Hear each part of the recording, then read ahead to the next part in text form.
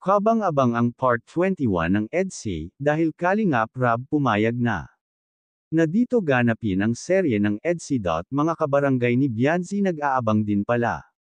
Bianzi sikat na sa kanilang barangay. Bago ko ipagpatuloy ang maiksing reaction video na ito, hiling ko lang na patapusin ang panunood nito para malaman ang nilalaman nito, at kung bago ka pa lang sa munting channel na ito, paki-subscribe para lagi kang updated sa video ng mga Kalingap. At pakisuportahan natin ang ama ng Kalingap na Val Santos Matubang, Ate Edna Vlog at si Kalingap Rab.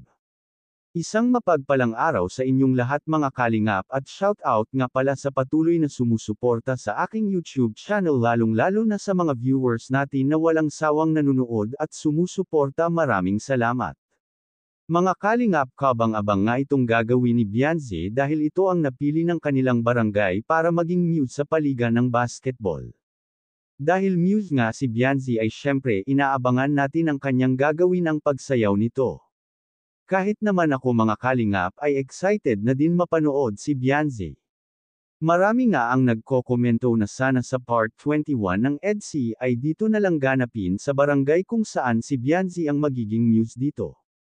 Nakadepende yan kay Kalingap Rab kung gusto nito na dito ganapin ang EDSA Part 21. Pero malay natin baka pumayag si Kalingap Rab at dito nga ganapin. Dahil alam naman natin na marami talaga ang tao na manunood dahil sikat na pala itong si Bianzi sa kanilang lugar, lalo pa at makikita ng mga tao na pupunta si Edo para manood ng liga na yan.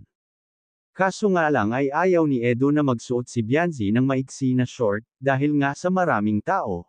Naku po, napakaseloso pala ni Edo. Ayaw niya na magsuot si Bianzi ng mixing short. Pero dito sigurado masusurprise tayo sa suot ni Bianzi. Kayo mga ka-viewers, excited din ba kayo sa magaganap ng EDSA Part 21? Hanggang dito na lang ang update ko mga Kalingap. Maraming salamat at God bless sa inyong lahat.